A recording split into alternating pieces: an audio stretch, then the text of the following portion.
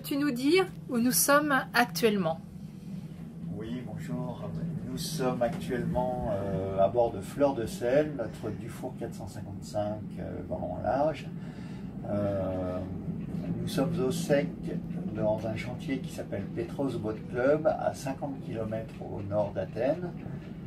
Nous sommes arrivés juste avant le confinement en France et juste avant le confinement en Grèce, ce qui a fait que nous n'avons pas pu être mis à l'eau.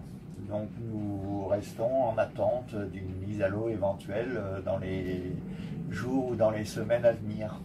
Tu te rappelles notre premier Dufour? Oui, nous avions acheté un Dufour 36 en 1999, alors que les enfants étaient encore petits. Et nous avons écumé toutes les côtes d'Europe, du sud de l'Espagne jusqu'au nord de l'Irlande, avec ce bateau que j'ai beaucoup apprécié.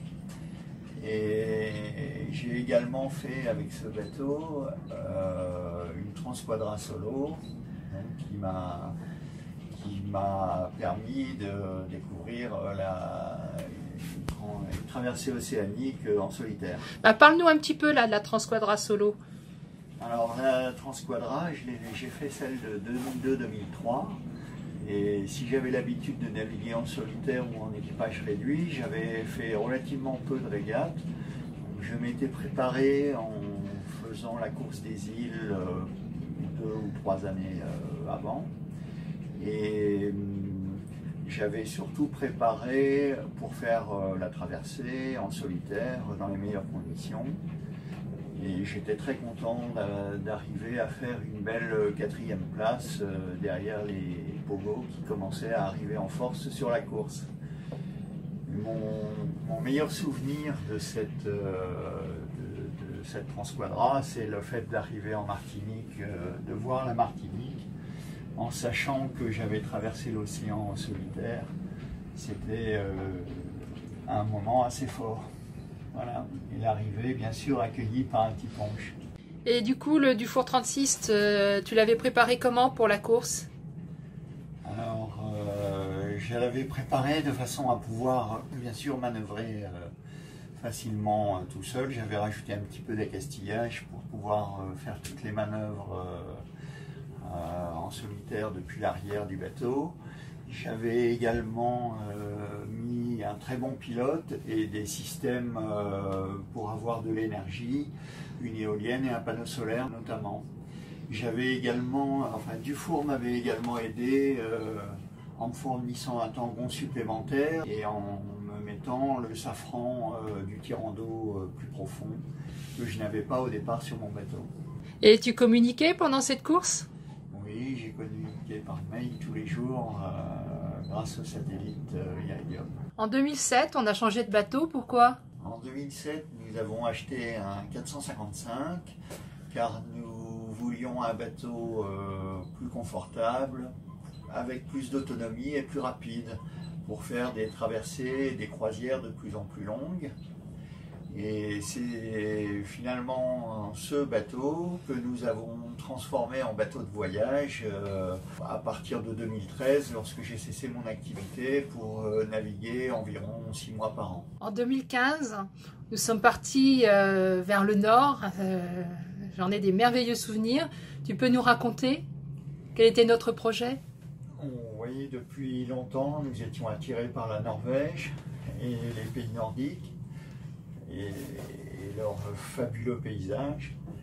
Et donc nous sommes partis en 2015, donc durant cette année nous sommes remontés jusqu'au nord de la Norvège, tranquillement, jusque dans l'été. Nous avons passé l'été au Lofoten, puis hiverné le bateau au nord des Lofoten, au-dessus du cercle polaire. Et en 2016, lorsque nous sommes retournés sur le bateau, nous sommes montés jusqu'au Cap Nord au début de la saison, alors qu'il y avait encore beaucoup de neige partout, tout autour de nous. Et début juin, nous avons traversé, c'est une traversée d'environ 500 milles, vers le Spitzberg, à 76 degrés nord.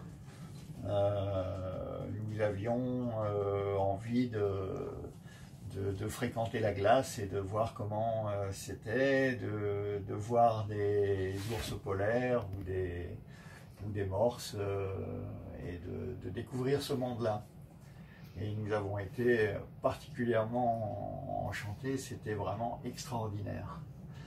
Alors c'est sûr que le Spitzberg, ça nécessite une certaine préparation. Il faut quand même avoir un peu de matériel de rechange, être sûr d'être autonome pour gérer tous les petits problèmes qui peuvent arriver.